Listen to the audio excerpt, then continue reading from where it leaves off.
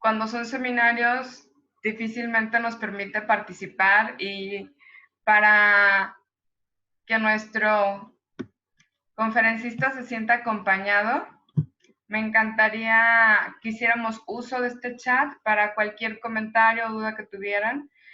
Yo en este caso voy a estar apoyándole, leyendo las preguntas y dándole la conexión entre ustedes y nuestro panelista. Como saben, esta es la segunda de nuestro ciclo de 4 conferencias. Bienvenidos. Ningún mar en calma hizo experto a un marinero. Sean bienvenidos a esta segunda conferencia. Aquí tenemos ya nuestro conferencista, nuestro orador. Aunque ya lo conocen más de alguno de ustedes, me encantaría hacer la presentación por si se unió alguien nuevo.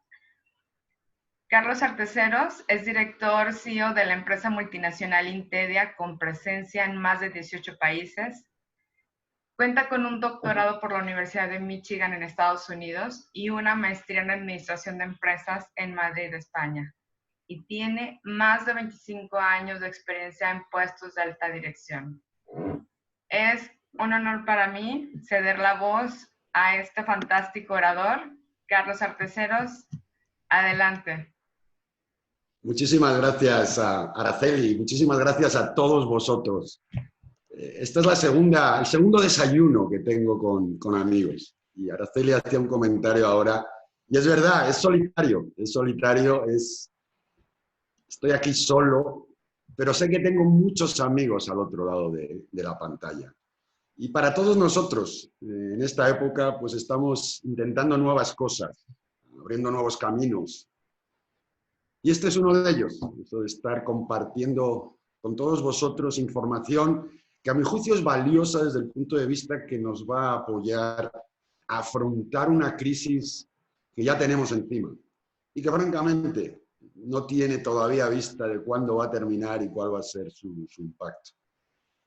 Sí es verdad que me gustaría contestar preguntas según vayan surgiendo. Sé que en este canal, en este medio, es muy difícil el interactuar de forma personal, pero sí me gustaría que cualquier duda, cualquier pregunta, porque esto quiero que sea más una charla, un desayuno. Imaginemos que estamos delante de unos buenos chilaquiles y estamos hablando entre amigos, y al final es lo que me gustaría hacer de esto.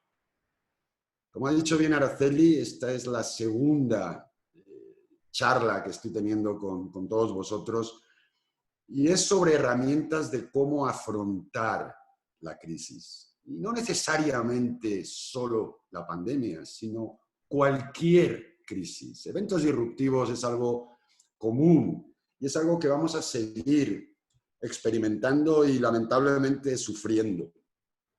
Y lo que me gustaría hacer hoy y las próximas dos es dar herramientas ya muy específicas. Probablemente el martes fue algo más general. La idea era crear el contexto de cómo íbamos a operar en estas conferencias.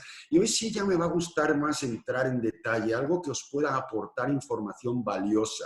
No solamente el qué debemos hacer, sino el cómo debemos hacerlo. Porque creo que al final esa va a ser la aportación que voy a hacer y que vosotros vais a recibir.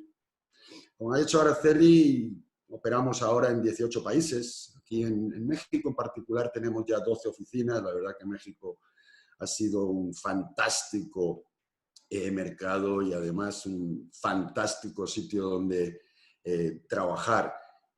Y en los últimos 15 años probablemente tengamos unos 10.000 proyectos concluidos. Y muchos de ellos precisamente eran proyectos que estaban enfocados a la continuidad del negocio. ¿Qué hacemos si tenemos un evento como este? Por supuesto que ninguno de nosotros tiene la bolita de cristal para saber que exactamente en noviembre del 2019 en la ciudad de Wuhan iba a surgir un nuevo virus que iba a paralizar el mundo. Pues si lo hubiéramos sabido, evidentemente no sería un evento disruptivo, pero sí sabemos que hay eventos como ese. Porque al final los eventos disruptivos es algo común y que solamente somos capaces de afrontarlos con resiliencia. Una palabra que, por cierto, es de nueva incorporación al lenguaje español. Una palabra que deriva del inglés, aunque originalmente viene del latín, y que realmente hasta hace muy poco no tenía cabida entre nosotros. Pero después de haber investigado y haber visto otros sinónimos a esta palabra, probablemente sea muy acertado que lo hayamos hecho, porque al final la resiliencia es la capacidad que tenemos. Tenemos como individuos, tenemos como empresa, tenemos como sociedad, para afrontar las adversidades y no solamente afrontarlas, sino que planificar cómo vamos a incorporarnos al futuro. Porque como he dicho antes, los eventos disruptivos, y la pandemia es simplemente eso, un evento disruptivo, es cualquier cosa que nos desvíe de nuestros objetivos. Nosotros tenemos eventos disruptivos de forma permanente. A veces son personales, a veces solamente impactan a nuestras empresas, a nuestros lugares de trabajo, como puede ser un incendio, como puede ser la caída de nuestro sistema, como puede ser la pérdida de información. Y realmente esos eventos que para nosotros son catastróficos, bueno, pues al resto de la comunidad no le impacta tanto, excepto si acaso aquellos que colaboran más de cerca con nosotros. Y por eso es muy importante que nosotros veamos esta situación como una oportunidad de prepararnos, probablemente ya no tanto para esta, sino para la siguiente. Parece que siempre esperamos esos grandes momentos para hacer las cosas, para tomar medidas, para tomar decisiones. Y realmente es en los grandes momentos donde cuando operamos así nos encontramos muchísimo más limitados. Porque nosotros podemos encontrar eventos disruptivos de todo tipo. Aquí en México, para no ir más lejos, hemos tenido catástrofes naturales, hemos tenido conflictos bélicos. Ahora mismo estamos, además de la pandemia, estamos al borde de una crisis financiera si no conseguimos resolver la situación de la caída del PIB, por ejemplo. Pero una vez más, tampoco quiero hablar de esas crisis globales. Nosotros tenemos también que estar introspectivamente mirándonos a nosotros y dándonos cuenta qué es lo que nos puede impactar. Mira, lamentablemente hay dos eventos disruptivos en la vida que todos nosotros, uno seguro y otro probablemente vamos a sufrir. Probablemente todos nosotros suframos enfermedades personales. Lamentablemente, y porque es ley de vida, falleceremos. Y esos van a ser efectos disruptivos no solamente para nuestras familias, sino también para las organizaciones en las que operamos. Y yo no quiero esperar a ese gran momento para decidir tomar medidas que no prevengan el evento, porque va a ser imposible, pero que por lo menos minimicen su impacto. Y precisamente eso es lo que hoy quiero iniciar. Porque hoy cuando hable con vosotros de la resiliencia, y la resiliencia es un proceso, la resiliencia no es un estado mental, la resiliencia no es una buena intención, la resiliencia no es una esperanza. La resiliencia, para que sea efectiva, es un proceso. Y como definición, los procesos llevan una serie de pasos que nos permite, por lo menos, identificar cuál va a ser la conclusión. Yo puedo, con un proceso, definir cuál es la probable situación donde me voy a encontrar. Y si nosotros somos capaces de pensar en esos términos, seremos capaces de definir ese proceso. Es muy curioso que yo ya entro ahora mismo en sanitarios, en lugares públicos, y veo incluso las instrucciones de cómo lavarme las manos. Entro en mi empresa y tengo instrucciones incluso de cómo hacer el café. Y sin embargo, para aquellas medidas que son tan importantes para mi organización, como es, por ejemplo, el programa de emergencia o de contingencia o de resiliencia, como en este caso, Pues parece ser que no tenemos eso tan claro. Una cosa que quiero, además, comentar hoy es que yo no estoy solamente hablando a empresarios. Cuando yo digo que estos son herramientas para proteger mi empresa, todos nosotros somos empresarios. La diferencia es que algunos somos dueños y otros no. Que algunos tenemos un puesto de gerencia y otros probablemente no. Pero todos nosotros vivimos en una comunidad empresarial que a veces es incluso unipersonal. A lo mejor soy el único que opera. Pero eso no significa que no sea una empresa.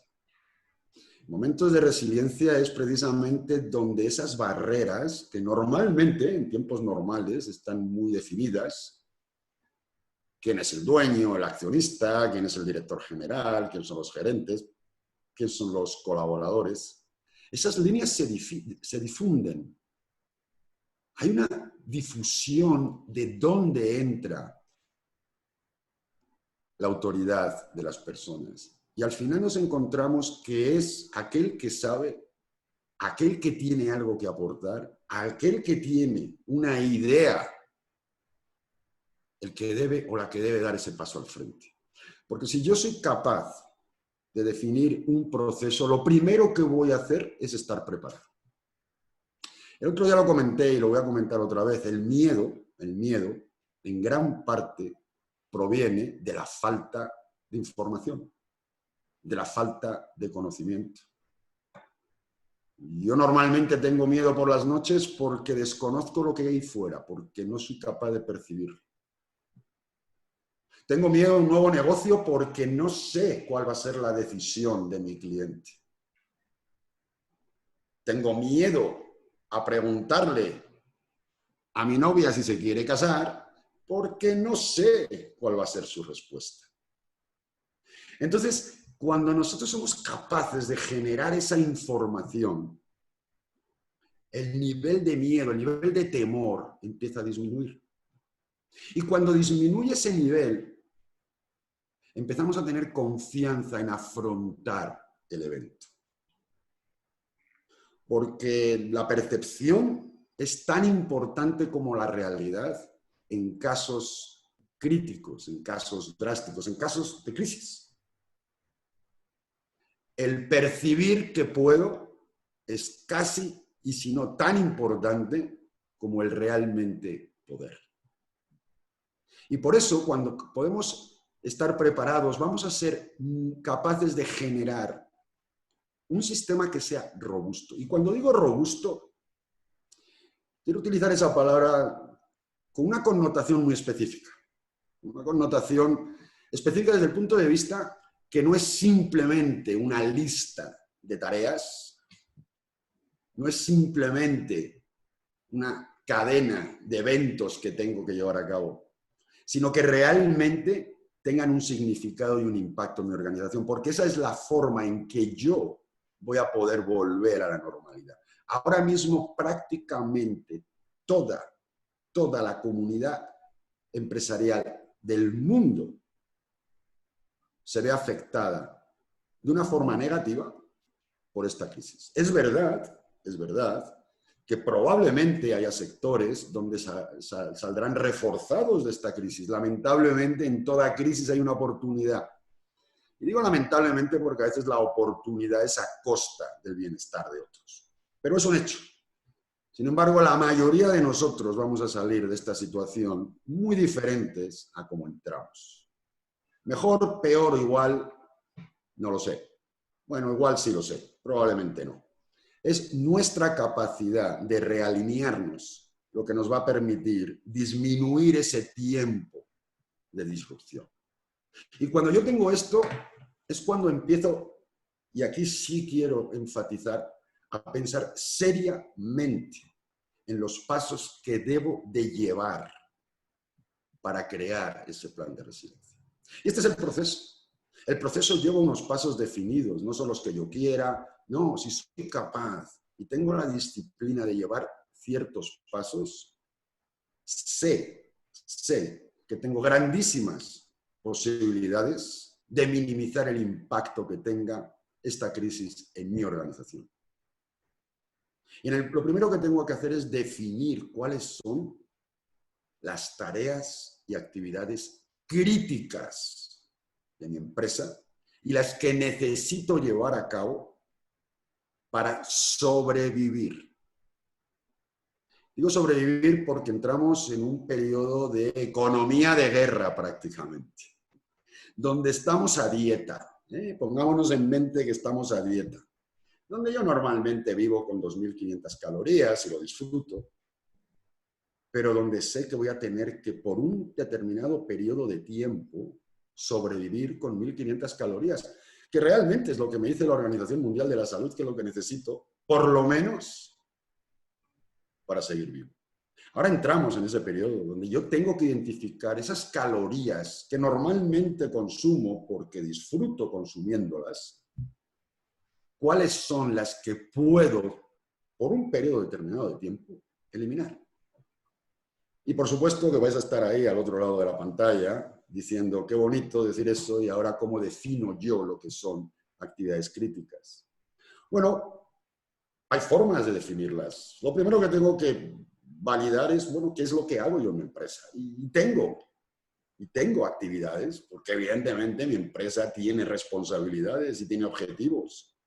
Y probablemente tenga ya procesos.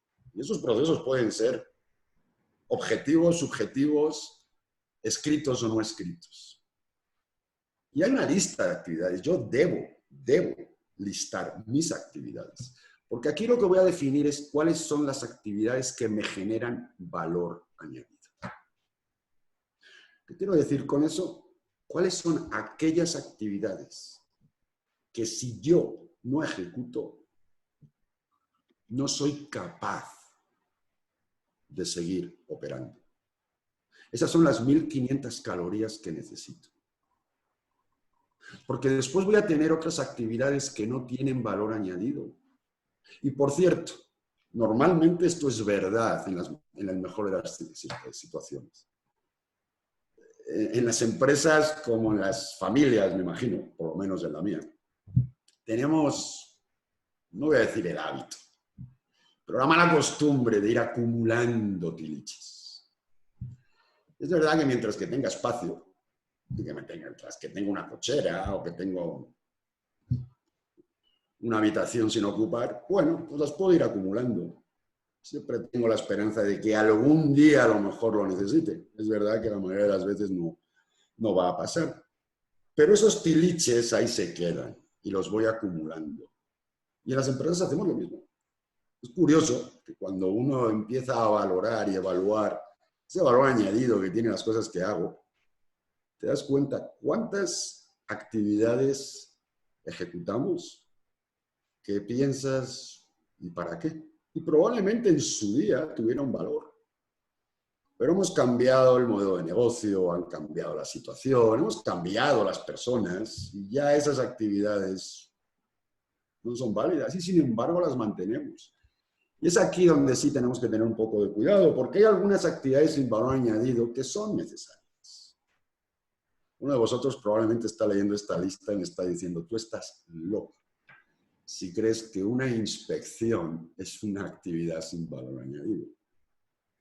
Y voy a decir que sí. Y voy a decir que en una situación de crisis, una inspección no es una actividad que me dé valor añadido. Sin embargo, es una actividad necesaria. Porque para mí las actividades que tienen valor añadido son aquellos que potencian en un momento dado mi negocio. Y mucho más en un momento de crisis. Y por supuesto que cuando todo va bien las inspecciones son críticas porque reduce mis costes. Porque reduce mis quejas de clientes. Claro que quiero hacerlas. Y sí son necesarias. Pero en un momento de crisis, parte de las 1.000 calorías que tengo que reducir van a estar ahí. Yo sé que si no hago inspecciones, probablemente incremente costes. Probablemente tengo un coste de calidad, financiero, probablemente incluso de percepción en el mercado. Y cuando vemos mantenimiento, sí, por supuesto que yo quiero mantener mis activos funcionando, pero en estos momentos no es crítico para mí.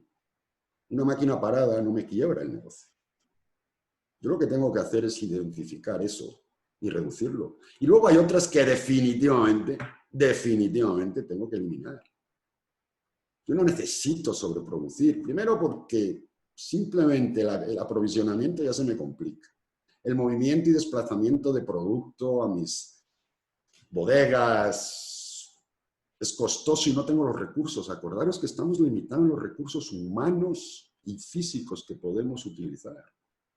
Estamos en una situación donde no estoy trabajando al 100%, no tengo disposición del 100% de mis proveedores, clientes e incluso colaboradores. Esas son las actividades que tengo que reducir. Y pongamos que tengo... Carlos, Dime. tenemos nuestra primera pregunta que... Perfecto, antes de empezar. Alejandro Flores pregunta, ¿cómo podemos transmitir hacia arriba del organigrama la resiliencia y el manejo de personal durante la crisis? Una muy buena pregunta, Alejandro. Mira, como comentaba antes, en situaciones normales, lo que se ha solido llamar la verticalidad del mando, ¿no? Aquellos que tenemos organigramas, y utilizamos organigramas para operar, porque los organigramas es verdad que nos definen las responsabilidades y los perfiles y sobre todo quién tiene la autoridad en un momento dado. Y es una buena guía, ¿no? Para ir a por esos lineamientos. Sin embargo, se puede dar en situaciones así donde nosotros tenemos que tomar la iniciativa, ya sea por parálisis de nuestro organigrama, ya sea porque el organigrama en un momento de crisis ha dejado de operar, porque la mitad, una tercera parte de esas personas, por las razones que sean, no están ejecutando su función, porque tampoco la función es de bombero. Y a lo mejor nosotros somos los que nos tenemos que poner el casco, agarrar la manguera y tomar la iniciativa. Entonces, muchas veces, en una situación de crisis, no es tanto, esa autoridad no emana de arriba a abajo, sino a veces emana de abajo a arriba. Y se tienen que tomar iniciativas. Acordémonos que todos los que operamos en una empresa, independientemente de nuestro cargo, tenemos una responsabilidad que la empresa siga abierta, porque el impacto personal va a ser el mismo, sea el dueño o sea el simple colaborador. Mi vida depende de esa empresa y la de mi familia. Y cubrir mis sueños y mis expectativas de vida también están involucradas ahí. Esas líneas ya dejan de ser tan claras. Esos organigramas, que repito, son muy útiles, necesarios en una situación normal, dejan de existir. Es ahora. Ahora tenemos que ponernos el torniquete. Ahora estamos desangrándonos. Ahora no me importa quién tiene el título de doctor. A mí lo que me importa es el que sepa poner un torniquete. Y eso es lo que tenemos que hacer. Y a veces tenemos que romper esas barreras.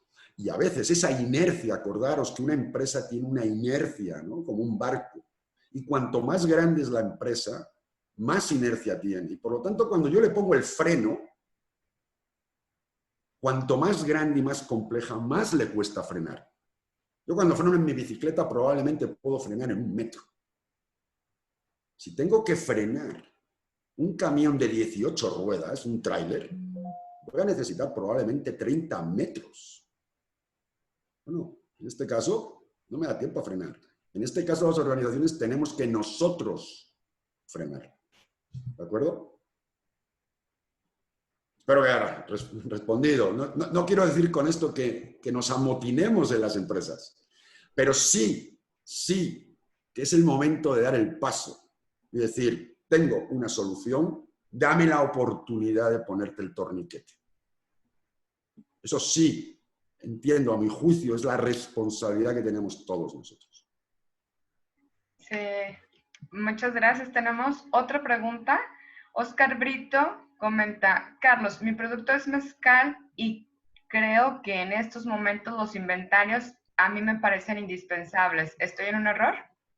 Ya que, por ejemplo, mi botella es decorada y tengo que tener mezcal listo para el envasado. Sí, es fundamental si sé que lo voy a mover en los próximos 30 días. Pero a no ser que yo haya evaluado claramente, y de hecho el siguiente paso va a ser, ¿cuál va a ser la situación donde me voy a encontrar en los próximos 30 días? No estoy muy seguro que yo necesite envasar tanto. Os voy a dar un ejemplo.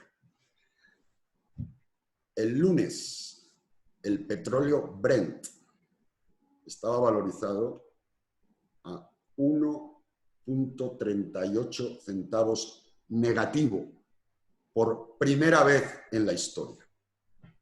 ¿Qué significa cuando un commodity opera en valor negativo? Prácticamente que te están pagando para que te lo lleves. Y la única razón es porque ahora mismo en el mundo no hay suficiente capacidad de almacenaje de ese petróleo. Y las previsiones del consumo de petróleo en los próximos 6 meses es tal que esos inventarios no se van a reducir por lo menos en los próximos 12 meses. Yo estoy de acuerdo que los inventarios son importantes siempre y cuando esté seguro que los voy a vender. Porque ahora mismo el inventario, más que una oportunidad de negocio, es un coste de tesorería. Ahora mismo yo preveo, y puede ser una de mis previsiones personales en mi negocio, que mis ventas van a caer en un 20, un 30% en los próximos 3 meses, fundamentalmente porque en los lugares de ocio, que es donde a lo mejor se consume más mi producto, y estoy simplemente dando mis intuiciones, porque no estoy seguro, a lo mejor va a haber una caída importante, porque aunque nos levanten la cuarentena, no nos van a dejar a tener acumulaciones, como nos está pasando en Europa, por cierto. Entonces yo probablemente preveo que mis ventas en los próximos 3, 6 meses, pues va a ser inferior a la que ha sido o lo que yo planeaba. Probablemente después me crezca, probablemente después sea superior a lo que yo esperaba. Bueno, tengo que valorar eso. Tengo que valorar eso. Y tengo que identificar si realmente necesito esas botellas y si realmente el que me va a hacer las botellas va a estar disponible para hacerlo. Aquí tenemos un proceso, ¿no?, de gestión comercial. Y muchos de vosotros estaréis mirando eso y me estaréis diciendo, oye, eso que está en rojo, como la prospección, las ofertas, el seguimiento, la administración, ¿tú realmente crees que eso no añade valor? Y mi respuesta es no mucho. Pero no solamente en tiempo de crisis, no añade valor incluso en tiempo de no crisis. ¿Por qué? Porque normalmente cuando empiezo a prospectar, no estoy muy seguro dónde prospecto. Y entonces lo que hago es que tiro la red a ver lo que cae. Y cuando hago ofertas, probablemente, como no tengo muy claro lo que voy a hacer o simplemente tengo el tiempo, me dedico a analizar las diferentes opciones. Y está muy bien cuando tengo el tiempo y cuando tengo los recursos. Pero realmente que la oferta esté más o menos bonita, que tenga más o menos páginas y que haya tardado más o menos tiempo en ejecutarla, no va a tener ningún impacto en el beneficio de mi empresa. Igual que el seguimiento. No, es que a mí me gusta con los clientes estar en comunicación diaria con ellos, a ver cómo les va la oferta que les ha parecido, me gusta llevarles a tomar un café, a mí me gustan las reuniones presenciales porque puedo ver al cliente en los ojos. Está muy bien, pero ahora no puedes. Ahora no puedes. Y por lo tanto, lo que yo tengo que hacer es en todas esas situaciones, decir, bueno, pues ya la mitad de mi prospección no tiene ningún valor porque realmente hasta ahora tampoco me generaba ningún beneficio. Ahora me he dado cuenta de eso, que no genera beneficio. Igual que los seguimientos. Oye, ¿es necesario que te reúnas todos los días con tus clientes presencialmente? Porque probablemente te darás cuenta que no tenía tanto valor. Eso yo, que conozco mi negocio y que sé qué actividades hago y que al final soy capaz de monetizar esas actividades. Mira, las actividades que están en rojo no monetizan mucho. Esas son las que no son necesarias cuando digo. O que no tienen valor, no monetizan. Las otras sí monetizan. Si yo soy capaz de valorar la monetización de esas actividades, me daré cuenta que muchas de mis actividades son tiliches. Tiliches porque, no, bueno, yo toda mi vida lo he hecho así. No, yo llevo 25 años en esto y realmente a mí me gusta. Sí, pero es un tiliche. Y yo tengo que identificar esos tiliches porque al final voy a tener un mapa de valor que me va a decir que probablemente el 25% de mis actividades, que por cierto este número es un número muy común. Os he dicho antes, nosotros en Intedia hemos implementado probablemente unos 10.000 proyectos a nivel mundial. ¿De acuerdo? Incluso el otro día veía nuestra página y había incrementado. Por lo tanto, tenemos muchísimos datos sobre la efectividad de sistemas de resiliencia. Tenemos muchísimos datos sobre el resultado final de la eliminación de esas ineficiencias. Uno de vosotros al otro lado de la página se estará dando cuenta que esto fundamentalmente es una herramienta de manufactura esbelta. Porque es lo que es. Es lo que es. Bueno, una factura esbelta me dice que tengo mucha grasa en mi organización y que necesito eliminarla. Ahora, no lo voy a hacer por cuestión de estética, porque quiero reducir costes, porque quiero verme más atlético, como cuando entro en dieta. Ahora es porque mi vida depende de ello. Ahora es porque el médico me ha dicho que o pierdo 30 kilos o en un mes tengo un ataque al corazón. Ahora es donde realmente tengo que romper mis propios esquemas, olvidarme de qué hacía hace 3 meses y empezar a pensar qué voy a hacer dentro de 3 meses. Eso de siempre lo he hecho así, en estos momentos probablemente no sea el mejor criterio. Y digo probablemente porque las cosas no son iguales y por lo tanto no estoy muy seguro que las actividades que hacía antes van a tener y van a surtir el mismo efecto cuando me ha cambiado el panorama. Quiero decir, nos han movido el tapete, nos han cambiado el juego. Me han dicho que ya no puedo jugar con 11 jugadores y utilizar el pie, que ahora tengo que jugar con 5 y utilizar la mano, y a eso le llaman baloncesto. Ahora tengo que quitar 6 jugadores y algunos de ellos enseñarles a jugar con la mano, porque el único que sabe manejar la mano es el portero. Bien, la diferencia es que quien sea capaz de hacer eso se recuperará antes. Y el que definitivamente no sea capaz, pues lamentablemente tendrá que buscar a lo mejor otra línea de trabajo. Cosa que, por cierto, nos ha estado pasando en los últimos 35.000 años, que es lo que más o menos tenemos en la Tierra como Homo sapiens. Esos cambios son constantes y lo seguirán siendo. Aquí es donde probablemente ese dicho de que todos conocemos va a cambiar. Yo ahora me voy a preocupar más de lo urgente que de lo importante.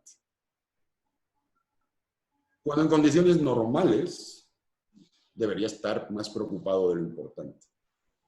En estos momentos, en los próximos meses, en las próximas semanas, probablemente voy a estar más ocupado en lo urgente que lo importante. Ya veré dónde estaba la causa de mi hemorragia. Ya analizaré la causa raíz. Ya evaluaré el por qué pasó. Ahora mismo lo que tengo que hacer es que no siga pasando. Ahora mismo tengo que tapar esa herida. Porque una vez que yo identifico esas actividades, tengo que analizar cuál es el impacto que esas actividades va a tener en mi empresa. ¿De acuerdo? ¿Dónde y en qué medida va a impactar? Y repito, para esto sí hay herramientas. Para esto sí yo tengo que ser capaz de definir claramente cuál es el riesgo. Mira, todo riesgo, y me da lo mismo si es un riesgo empresarial, si es un riesgo personal, se basa en 2 factores fundamentales: la frecuencia y el impacto. ¿Qué quiero decir con eso? Pues cada cuánto tiempo pasa y cómo limita a mi empresa o a mí como individuo. Todo riesgo, toda gestión del riesgo se basa en esos 2 principios. Y soy yo el que conoce mi negocio con herramientas que me pueden aportar y que existen y que nosotros hemos aportado en los últimos 12 años. Incluso he visto que teníamos aquí a grandes amigos que son y han sido clientes nuestros. Y probablemente ellos internamente dirán, sí, esta herramienta me ha valido. A lo mejor la tengo que desarrollar más, pero seguro que ha limitado parte de mi riesgo. Porque lo que estoy haciendo aquí es identificar aquello en lo que me voy a enfocar. Y ahora mismo me voy a enfocar en lo que está en negro, aquello que es catastrófico para mí. Cuando tenga tiempo y tenga recursos, ya me iré a lo demás.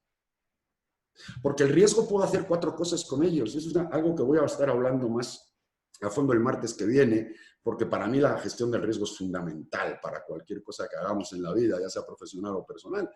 Y entonces, sin entrar en muchos detalles, decir claramente que el riesgo lo puedo transferir, como cuando saco un seguro de coches, yo transfiero mi riesgo a la aseguradora.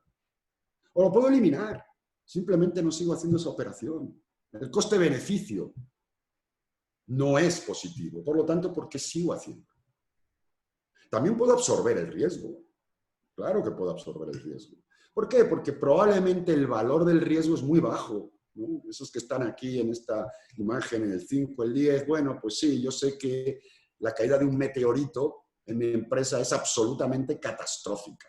Pero francamente, ¿qué medidas de control puedo poner yo? Al margen de construir mi empresa, no sé, a 1000 metros bajo tierra. Bueno, ¿sabes qué? La frecuencia es tan improbable que probablemente no desvíe recursos. Bueno, yo tengo que valorar eso. Yo tengo que hacerme mi lista de 30, 40, 50, 60 riesgos y valorar qué impacto van a tener. Y esa herramienta es una herramienta muy potente porque me permite identificar cuáles van a ser los controles, cuáles van a ser, si no las soluciones, por lo menos las prevenciones. Y una vez que yo defino esto, tengo que entonces ir un poquito fuera, porque esto es muy interno. Esto es yo, mi empresa. Pero ¿qué pasa con las partes interesadas que tengo fuera de mi empresa? ¿Cómo establezco yo cuáles son las expectativas? Porque también se les ha cambiado a ellos el tapete. No, yo a mis clientes trabajo con ellos desde hace 30 años, los conozco perfectamente. Lamentablemente tus clientes están en una situación crítica y están intentando reaccionar como tú, con lo cual todo lo que tú pudieras saber de tus clientes probablemente ha cambiado. Todo lo que tú crees que conoces de tu competencia es muy probable que no sea verdad. Tus proveedores a lo mejor ni siquiera están ya ahí. Entonces yo tengo que identificar internamente cuáles son las expectativas de mis accionistas. ¿Por qué? Porque el accionista puede decidir que quiere cerrar. O de mi gerencia o de mis empleados. Tengo las competencias aquí y ahora para seguir adelante. ¿Cuáles son las expectativas de mis empleados? ¿Están dispuestos a reducción de sueldo para mantener el puesto de trabajo?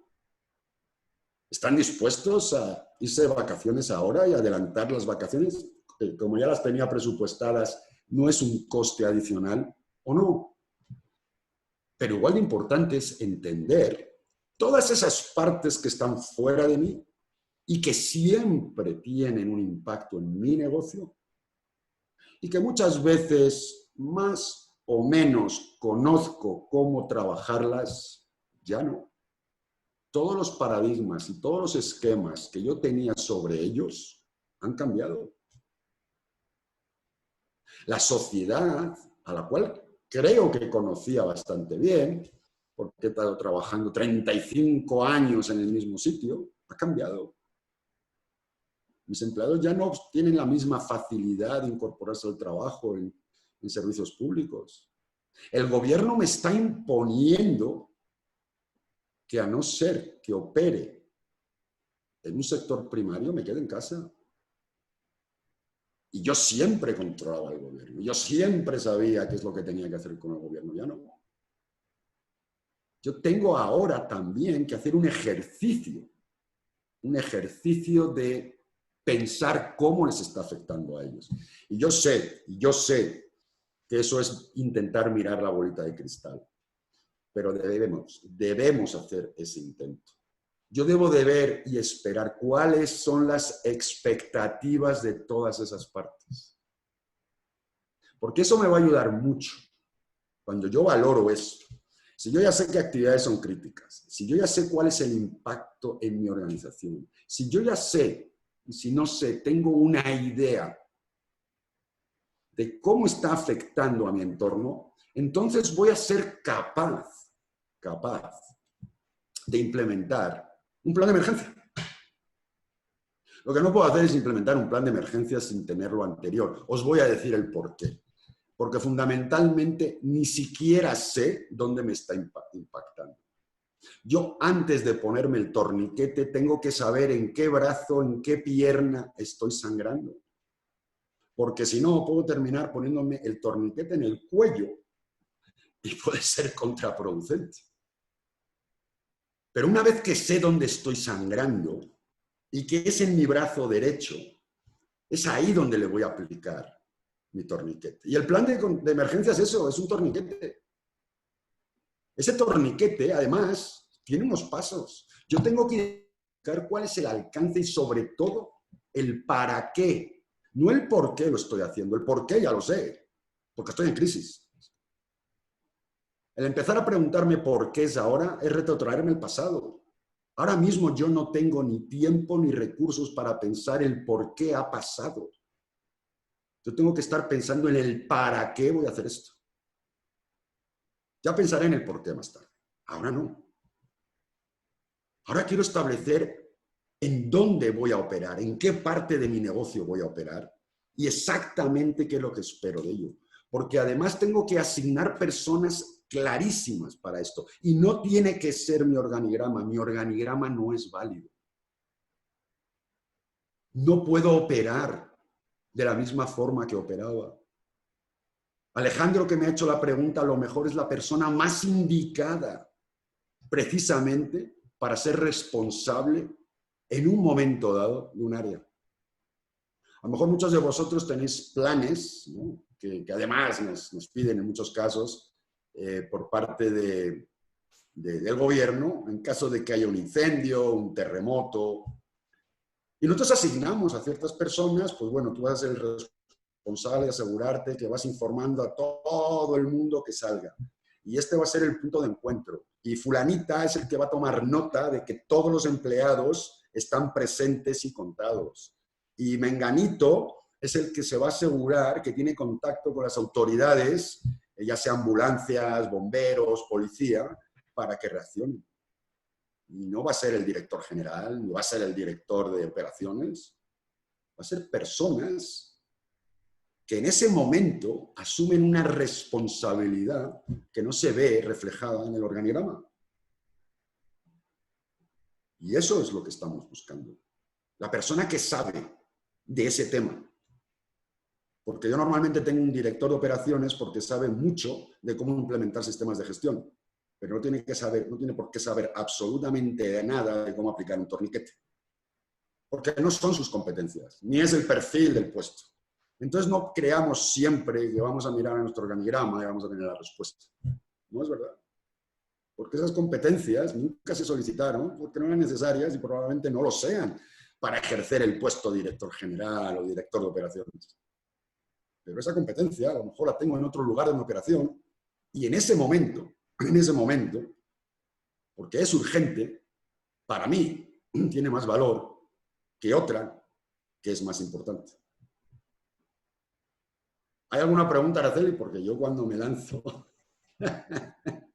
Hasta el momento no. No sé si nuestros espectadores quieran subir sus... Pues que vayan haciendo preguntas. Hoy los veo más tímidos que el martes. Nada de timidez. Hoy está quedando mucho más claro el tema. Pero pues, mientras que esperamos las preguntas, deciros que cuando yo he asignado al responsable, a lo mejor el responsable es alguien que está haciendo su servicio social en mi empresa y que solo lleva 3 semanas. ¿Y qué creéis? Pues que tiene las competencias que en ese momento me van a ayudar a dirigir, a liderar, a inspirar a las personas. Porque en este momento yo tengo que tener una gran dosis de motivación. Una gran dosis de motivación.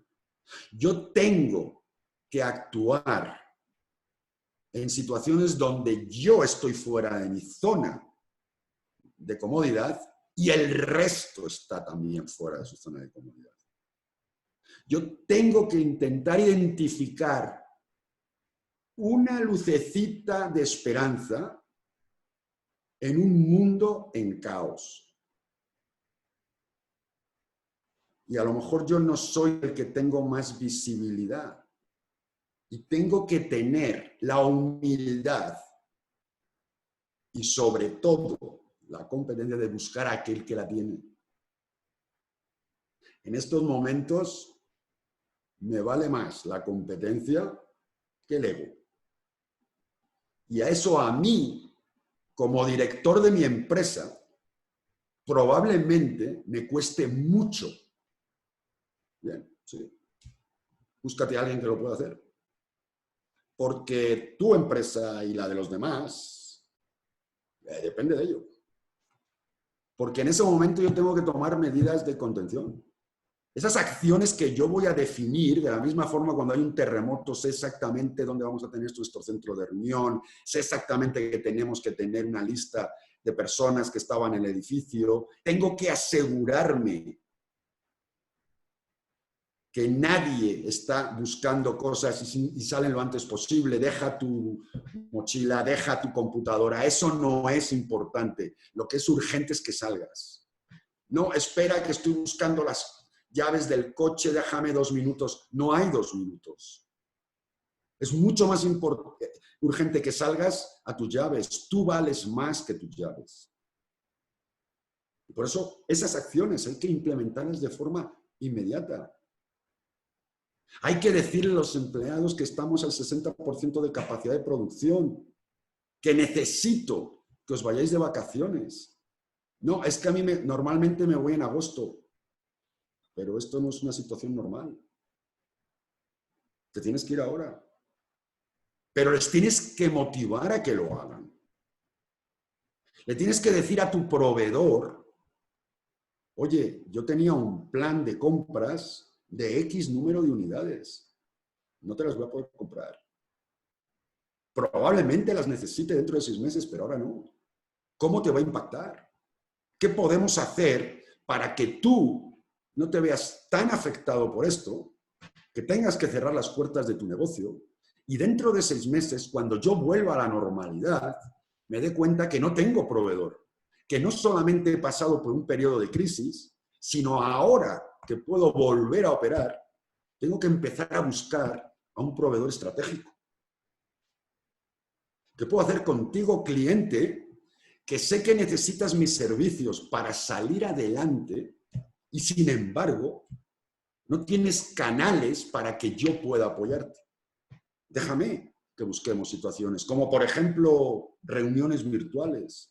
Déjame que yo asuma parte de tu responsabilidad, porque yo sí tengo los sistemas para hacerlo. Una vez más, las líneas que casi siempre creemos que tenemos claras entre cliente y proveedor y competencia, esas líneas se difuminan. Es muy probable que tengamos que entrar en áreas donde tradicionalmente no entrábamos porque no era nuestra competencia, no era nuestra responsabilidad. A lo mejor ahora sí. Yo en los últimos 2 meses me he sentado con mis clientes. Yo sé que, entre otras cosas, Alejandro, que me ha hecho la pregunta, es uno donde nos sentamos hace aproximadamente 1 mes y medio, ¿cómo llevamos a cabo este plan? Yo necesito, porque tengo las herramientas, porque tengo los sistemas, apoyar a mi cliente. Porque la vida de mi cliente es tan importante como la mía. Porque la vida de mi proveedor es tan importante como la mía. Porque yo espero llegar a una situación de normalidad y que ninguno de ellos se haya tenido que ir porque no pudo sobrevivir. Porque entonces no salgo de la crisis, entro en otra crisis. Y ese no es el objetivo. Y esas acciones deben, además de tener indicadores de realmente si están teniendo el efecto deseado. Porque a veces tomamos medidas y nos damos cuenta que no han sido efectivas. No pasa nada. Tendremos que cambiar la medida. A lo mejor me dan un medicamento para una enfermedad y luego cuando me vuelven a tomar la temperatura me dicen, sigues con fiebre, no ha funcionado, te tengo que dar otro. Tomar la temperatura es medir la eficacia del medicamento. Yo no puedo tomar medidas sin tener esos indicadores que me digan si realmente estoy siendo efectivo. Y hablo de efectividad, no de eficiencia. Porque eficiencia es hacerlo con más o menos recursos. Efectividad se basa en proceso. Efectividad es que cumplo o no cumplo. Y probablemente cumpla con más recursos, con más dificultad que en condiciones normales. Pero el objetivo aquí es cumplir. Es que sea capaz de limitar ese impacto. Y al final, ese plan debe tener un sistema en el cual yo sea capaz de comunicarlo. Y cuando digo comunicarlo no significa decir a la gente, oye, ¿ha sido efectivo o no ha sido efectivo? No solamente eso. Esa comunicación es puramente informativa. Yo tengo que resolver que esas medidas de contención que yo tomé, que las tomé en base a unos riesgos, a unos impactos, a unas expectativas, ¿cómo ahora yo soy capaz de incorporar esas lecciones que he aprendido en mi operación para el futuro? Yo quiero que sigamos pensando que los eventos disruptivos es una ley de vida. Es igual que en la biología. Nosotros nos hemos desarrollado como especie a base de mutaciones genéticas, que son cambios disruptivos. Y que las mutaciones son parte inherente de nosotros. Y los eventos disruptivos son parte inherente de la sociedad. Yo no voy a valorar si son buenos o malos y si nos han hecho progresar o no nos han hecho progresar. Lo que sí que está claro es que son inherentes a la comunidad. Yo siempre he sido partícipe de que estos planes se tienen no solamente que pensarlos, hay que aplicarlos. Porque alguien me dijo hace mucho tiempo, Carlos, el camino al fracaso está pavimentado con buenas intenciones. Sin embargo, el camino al éxito está pavimentado con buenas acciones. Yo necesito tener la disciplina, la humildad, ¿por qué no? Y también el coraje de tomar estas decisiones. Y si yo no lo tengo, no pasa nada. Hay gente que sí lo tiene. Yo voy al médico porque no tengo las competencias para curarme a mí mismo. Y eso no significa que me voy a dejar morir. Y por tanto, no sé por qué no sacamos la mano y decimos, oye, ayúdame, que ahora mismo necesito algo que no tengo porque no pensaba que necesitaba. Y para mí eso es lo que es esta herramienta. Por supuesto, esto es a muy alto plano. Nosotros con todo gusto, aquí tenéis mis contactos, con todo gusto yo, y la intención es esa, comunicaros conmigo. ¿Qué puedo hacer? ¿Cómo lo puedo hacer? Ahora mismo necesitamos eso, romper esas barreras, Araceli. Entonces, ¿qué preguntas tengo? Porque espero que alguna pregunta haya, si no esto... Claro, sí hay.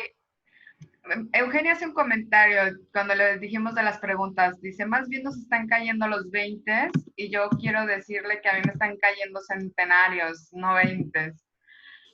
Juan Bernardo Torres Mora pregunta, ¿cómo podemos pasar de una economía de producto y servicio a una economía del conocimiento con un enfoque de resiliencia? Esa es una buena pregunta. Es verdad que ese término de economía del conocimiento se ha puesto de moda. Realmente nosotros tradicionalmente, o por lo menos en los últimos 35.000 años, prácticamente toda nuestra economía estaba basada en el músculo, ¿no? En el trabajo físico, ya fuera en la fábrica, ya fuera en el campo, ya fuera en el mar. Es verdad que la economía del conocimiento requiere otros fundamentos. Pasar a la economía del conocimiento fundamentalmente es una estrategia a medio o largo plazo. Y se basa fundamentalmente en nuestros esquemas de objetivos como país o como economía, como sociedad, a dónde queremos ir y si queremos seguir siendo fabricantes de autopartes o desarrolladores de aplicaciones virtuales. Y esa va a ser la decisión, ¿no? Si como país queremos estar orgullosos de que nuestras tres primeras mayores exportaciones son el agro, el petróleo y las autopartes, que es todo economía del músculo, o simplemente queremos ser exportadores de talento y de aplicaciones y de nuevas innovaciones. Pero es una cuestión fundamentalmente de estrategia, incluso yo diría nacional. La resiliencia es fundamental porque en ese caso, cuando hay esas variaciones de economía a nivel macro, aunque aquí estamos un poquito más involucrados en la micro, pero bueno, si lo ves desde el nivel macro, mucha gente va a dejar de hacer lo que hacía antes. Cuando hay estas transiciones a la economía del conocimiento, una gran parte de la sociedad se da cuenta de que no tiene las competencias para operar en esa sociedad. Mi madre tiene grandísimas dificultades operando en el siglo XXI, porque prácticamente todo se basa en que haga cosas virtualmente con su computadora. Y tiene grandísimos problemas solamente buscando en su teléfono cuál es mi número para llamarme. Eso lo vamos a ver a gran escala en una gran parte de nuestra economía, de nuestra masa laboral. La resiliencia lo que nos lleva es a decir que en ese evento disruptivo desde el punto de vista económico nos permite seguir avanzando. No decir, bueno, esto va a ser muy costoso desde el punto de vista social, desde el punto de vista político incluso, porque a un tercio de la población le voy a dejar ahora mismo sin trabajo y no me da tiempo a educarlos en la nueva... Bien, la resiliencia dice, sí, pero si no lo haces, vas a desaparecer como potencia económica. México es el país del mundo con más acuerdos comerciales. México, según el Fondo Monetario Internacional, va a ser la 10ª economía por PIB del mundo en el 2030. Y si no hacemos ese evento, no vamos a llegar. Esa es la resiliencia para mí. Y repito, esto es un poco más, un foro más para la micro, pero bueno, si vemos un poco en macro, esto aplica exactamente igual. La resiliencia es, tengo un objetivo y voy a seguir adelante sí o sí. Sí, claro. También David Macías pregunta, debido a la disminución de la carga de trabajo, ¿es recomendable aprovechar para la gestión e implementación de modelos y herramientas Lean Manufacturing 5S, Bueno, pensando en los beneficios que trae la contingencia, tales como el uso mínimo de recursos y eliminación de desperdicios, así también visualizando para el futuro mejores prácticas y una creación de cultura Lean? Saludos y gracias. Muchas gracias, David, por la pregunta. Sin ninguna duda, os he dicho, de hecho, una de las herramientas que os decía a la hora de analizar, que es el primer paso, se basa fundamentalmente en manufactura esbelta. La manufactura esbelta realmente es una herramienta que está diseñada para la reducción de costes, mediante la evaluación de actividades, fundamentalmente. Aquellas, pues eso, los tiliches, ¿no? Llamémoslo tiliches empresariales. Esas cosas que hemos estado haciendo durante años.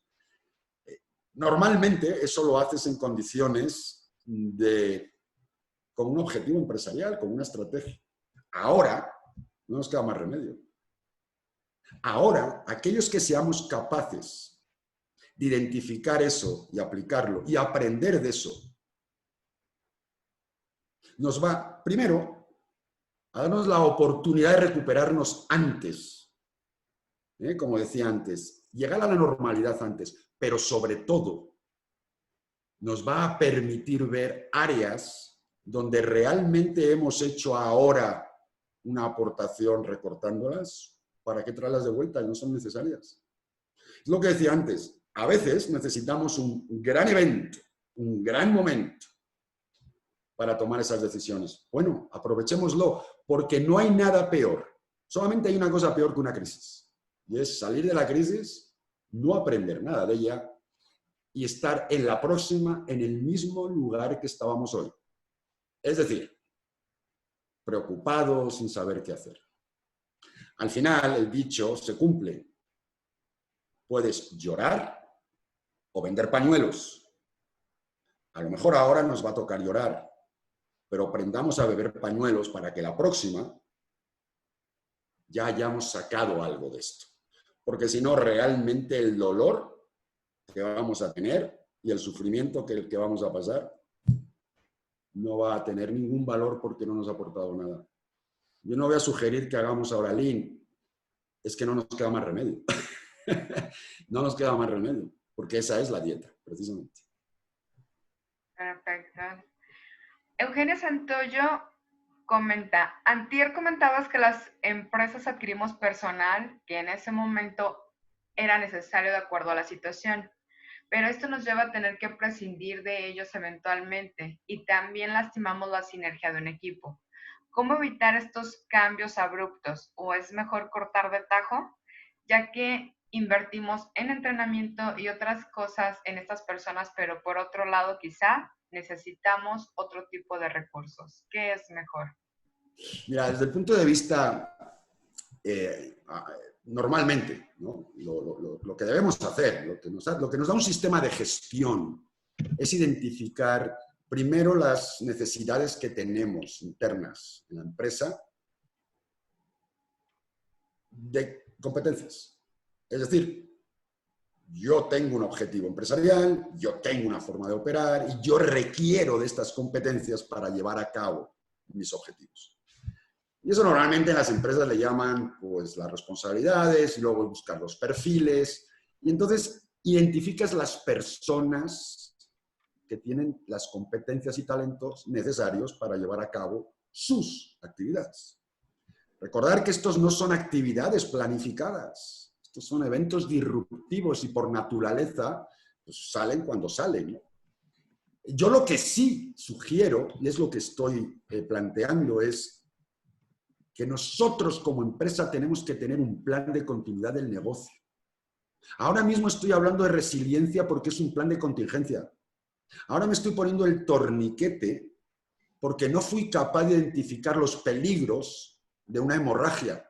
Y como no lo hice, porque no tenía un sistema que me lo alertara, es decir, un sistema de continuidad del negocio, un sistema de gestión, me da lo mismo lo que le llamemos. Como no tenía eso, porque cuando tengo eso sí tengo una valoración de mis riesgos, sí tengo una valoración de las expectativas de mis partes interesadas y por lo tanto tengo un plan de gestión del impacto. Por eso las empresas, pues muchas de ellas son exitosas independientemente de las malas circunstancias, pero como no lo tenía, he tenido que implementar esto. Bueno, pues lo que pasa también es que a lo mejor de esto salimos con otros modelos de negocio. Para mí, os voy a decir, esto que estoy haciendo ahora mismo es la segunda vez que lo hago. Y estoy aprendiendo, espero. Porque probablemente esto lo vaya a hacer mucho más en el futuro. Yo tengo que cambiar mis competencias. Yo soy el director general de mi empresa y tengo que cambiar mis competencias. Y las competencias que tenía hace 10 años ya no son válidas hoy. Y ese precio lo vamos a tener que pagar. Yo sugiero que lo hagamos lo antes posible, porque si no, seguimos acumulando tiliches. Y los acumulamos en gente, en activos, en procesos. ¿Sabéis qué? A lo mejor ese es el gran momento que necesitamos. Precisamente como los trabajos de Hércules, ¿no? Para limpiar las caballerizas, que venga el agua y se lo lleve. Probablemente eso es lo que yo haría. Bueno, yo sé lo que yo haría, es sí. Eso es lo que yo haría. Simplemente no quiero ser tan rudo al decirlo, ¿no? Ok, Carlos, gracias. Miguel Barradas pregunta, ¿cómo generar confianza hacia tus colaboradores y a tus clientes de que tu plan en este momento de incertidumbre es el adecuado? Fundamentalmente, mira, eso es para mí relativamente fácil. Es primero tener un plan. Primero es no solamente buenas intenciones. ¿De acuerdo? Hablamos siempre en términos de buenas intenciones. Hablamos en términos de quiero hacer, si pudiera hacerlo, cuando tenga tiempo. Si yo soy capaz de decirle, mira, me estoy sentando contigo como cliente porque tengo que entender tus expectativas, tengo que entender cómo te está afectando a ti, porque yo voy a tomar decisiones en base a ti y en base a mis proveedores y en base a mi competencia. Tú dime qué defines. Y muchas veces ellos te van a decir, no sé, porque están como tú, no sé. Por eso tú tienes que ser el que des ese paso adelante. Decir, mira, yo sé que en estos momentos estás perdido. Déjame que te ayude. Déjame que te haga preguntas. Es como el médico, cuando voy al médico y me dice, ¿qué le pasa, don Carlos? Me duele. ¿Dónde? En todos sitios. Difícilmente. Pues con esa respuesta me va a llevar mucho tiempo curarme. Él me empieza a preguntar, pero bueno, el dolor es superficial, es profundo, es agudo, es intenso, es leve, es en el lado derecho. Él que sí sabe las diferencias, me tiene que sacar esa información. Yo no puedo permitirme eso. Bueno, que le llamé a mi cliente, le pregunté y no sabe. ¿Sabes qué? En condiciones normales, eso a lo mejor lo dejo pasar. Hoy no. Pues no sé cómo lo vas a hacer, pero pregunta, pregunta, pregunta, pregunta. Te está impactando a ti. Tú tampoco sabes, pero simplemente la percepción que estás dando hace que tu cliente, tu proveedor, tu colaborador no se desespere. El plan de emergencia, ese torniquete es una esperanza. No es la cura a la hemorragia. Eso va a venir después. Pero cuando me ponen un torniquete, por lo menos me da la percepción de que algo están haciendo y ya no veo salir la sangre. No sé, como paciente, si va a tener o no va a tener el resultado adecuado, pero por lo menos me quedo más tranquilo en manos de esa persona. Y por lo tanto es el momento de actuar. La acción en sí, aunque no lo tengamos todo tan claro, porque por supuesto no lo tenemos, pero simplemente es como en las estampidas. Esa primera cebra, esa primera vaca que da la carrera, todos le van a seguir. Bueno, pues hagámoslo, porque alguien va a tener que romper ese inicio. ¿Feliz? Sí, aquí estoy, muchas gracias. Lo que pasa es que estoy leyendo esta última pregunta que nos llegó. Es de Luis Cano y pregunta, ¿el proceso de hacerte de tiliches es equivalente a un tipo de depuración, pero puede ser emocionalmente difícil? ¿Cómo enfrentar esa dificultad emocional? Sí, muy buena pregunta, Luis, y gracias por hacerla. Mira, yo esto muchas veces lo equiparo a cuando tengo que limpiar. Esta es el octavo país donde vivo. Y entonces he tenido 8 grandes mudanzas, donde realmente tienes que hacer una limpia de prácticamente todo aquello que no es crítico. Y una de las cosas que es emocionalmente más difícil es que siempre hay esos recuerdos de tu abuelo, de tu padre, de tu madre, que no tienen ningún valor más que el valor sentimental. Y dices, Dios mío, pero si yo sigo acumulando estos valores sentimentales, voy a tener que comprarme un avión simplemente cada vez que me mudo para llevar mis cosas.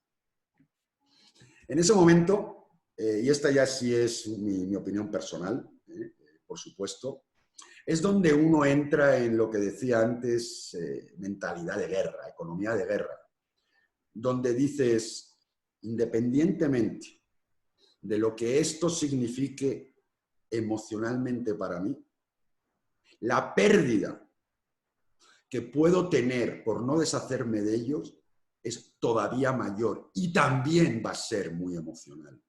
Porque a lo mejor pierdo el negocio con el que he invertido tiempo y esfuerzo durante años.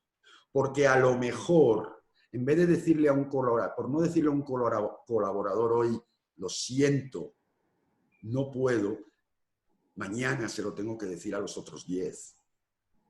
Porque a lo mejor a un proveedor que no he querido salvar, va a significar que voy a dejar a todos los demás proveedores sin un cliente, porque no voy a estar ahí. Al final, yo sé que esto puede sonar muy frío y puede sonar incluso despreocupado, pero estamos en una situación crítica donde realmente nuestra mentalidad de combate es fundamental. Mira, yo os voy a decir una cosa que a lo mejor alguno ha oído. Yo, bueno, español que soy, me tocó servir en el ejército. En España era obligatorio el servicio militar. Y yo estaba en el cuerpo de paracaidistas y lamentablemente España ese año, digo lamentablemente porque me tocó a mí ese año, decidió apoyar a las Naciones Unidas con tropas, cascos azules en Bosnia, en el conflicto de Bosnia. En el conflicto de Bosnia, fundamentalmente, y para no alargarme, realmente fue una limpieza étnica, ¿no? Dentro de la República Yugoslava, bosnios musulmanes, serbios ortodoxos y, por supuesto, croatas católicos. Yo venía de una familia de clase media, habiendo estudiado en una universidad, disfrutado como cualquier otro joven de 22 años. Y me encuentro, pues eso, con 22 años, en Mostar, una ciudad donde realmente el mundo me cambia. Me cambia todo, olores, sentimientos. Y donde tuvimos que mandar a más de uno en caja de pino a sus madres, ¿no? Porque no volvió con nosotros. Y uno lo que se da cuenta en ese momento, como joven teniente que era, es en qué momento el bien de la mayoría justifica el sacrificio de la minoría. Y yo sé que eso es una cuestión filosófica. Y yo sé que eso es una cuestión a veces hasta religiosa, espiritual, emocional. Pero no perdamos de vista que mientras que normalmente a las minorías hay que darle su lugar y por eso no puede imponerse la voluntad de la mayoría sobre la minoría, la supervivencia de la mayoría me temo que a veces sí se tiene que imponer sobre la supervivencia de la minoría. Y eso, repito, es una cuestión muy personal.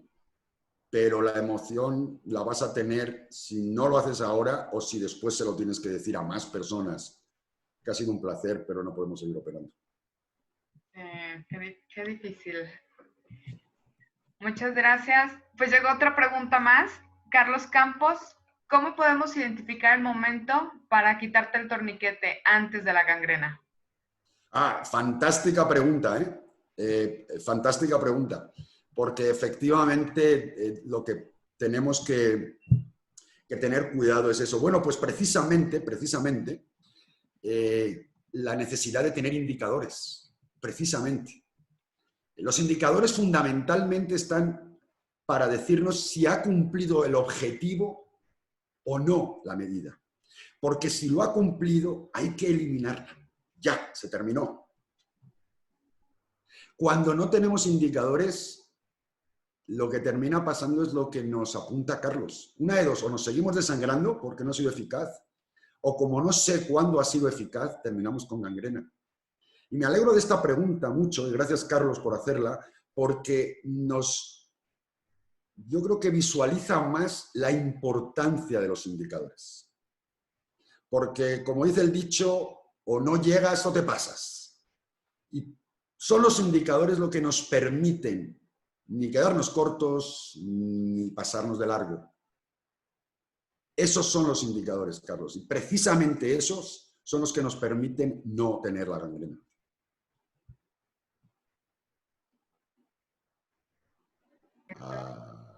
Perfecto, aquí estamos contigo. Carlos, de momento son todas las preguntas. Muchísimas gracias por tu tiempo el día de hoy.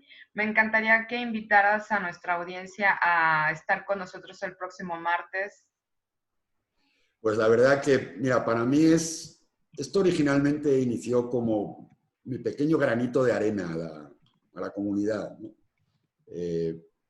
Pero cada vez se está volviendo algo más importante para mí. y es el hecho de que alguien que esté ahí al otro lado de esta pantalla, que escuche esto, pueda acortarle su periodo de sufrimiento. Entonces, más que simplemente aportar, estas herramientas, evidentemente, en el tiempo que tenemos, son someras, pero sí quiero mostrar que están ahí, que ahí tenéis mis contactos, que yo con todo gusto estoy a vuestra disposición. Estas herramientas son herramientas probadas y comprobadas, iguales que las son en el médico. El martes que viene probablemente voy a hablar de lo que a mí más me gusta, que es la gestión del riesgo. Creo que es la herramienta que más de nosotros necesitamos, porque además esa después la podemos aplicar para el futuro. Esa es la herramienta que realmente, si la hubiéramos aplicado originalmente, no nos encontraríamos en la situación en que muchos nos encontramos, porque precisamente hubiéramos identificado aquellas áreas donde yo necesitaba desarrollar un plan de emergencia antes de que llegara la emergencia. Porque ahora estamos reaccionando a. Con la gestión del riesgo lo que podemos hacer es reaccionar para. Y es muy importante, sobre todo por el tiempo de recuperación. Muchas veces vamos a entrar en la misma crisis. El evento disruptivo nos va a afectar igualmente, con o sin un análisis de riesgo. La diferencia es la recuperación. Que en vez de tardarnos 3 meses, tardemos 3 años. Esa es la gran diferencia. Y todo lo que seamos capaces de acortar en la recuperación, al final del día, en nuestra cuenta de haberes y deberes, cuando vemos nuestra cuenta, es un positivo. Es un positivo. Pues muchísimas gracias, Carlos. Ahorita ya les estoy permitiendo a nuestros invitados abrir sus micrófonos si así lo desean, para que se despidan de ti de viva voz. Y un placer contar contigo y a toda nuestra audiencia. Nos vemos el próximo martes, 9 de la mañana, con café en mano, aquí acompañando a nuestro excelentísimo orador. Yo desayunando con mis amigos, ya lo sabes. Para mí es un verdadero gusto desayunar con mis amigos. Muchas gracias, feliz día, hasta luego. Muchísimas gracias a todos. Araceli. Muchísimas gracias, A todos. Gracias. Gracias por acompañarme, de verdad. Felicidades, Carlos. Muchas gracias. Muchísimas gracias. Carlos. Gracias, buen día. Gracias, Araceli, Carlos, muchas gracias por su tiempo. A vosotros, de verdad. De Un verdad. cafecito. Estoy en ello, estoy desayunando con amigos. Desayunando. Y feliz día del niño. Gracias, Martín. Hasta la próxima, hasta el martes. Hasta el martes, feliz día del niño. Bye. Hasta el niño. Saludos, Carlos. Hasta pronto. Muchísimas gracias y por las preguntas, de verdad. Os lo agradezco. Araceli, muchas gracias por darnos las entradas y dirigir tan bien esto que para todos nosotros es innovador e innovativo. No, un placer compartir, como bien lo mencionas, el poder aportar un poco en estos momentos tan importantes. Muy bien, Araceli, pues yo sé que se te fue el tiempo. Muchísimas gracias. Gracias. Gracias. Muchas gracias.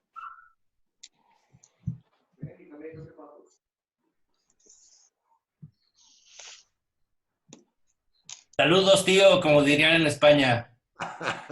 Saludos, primo.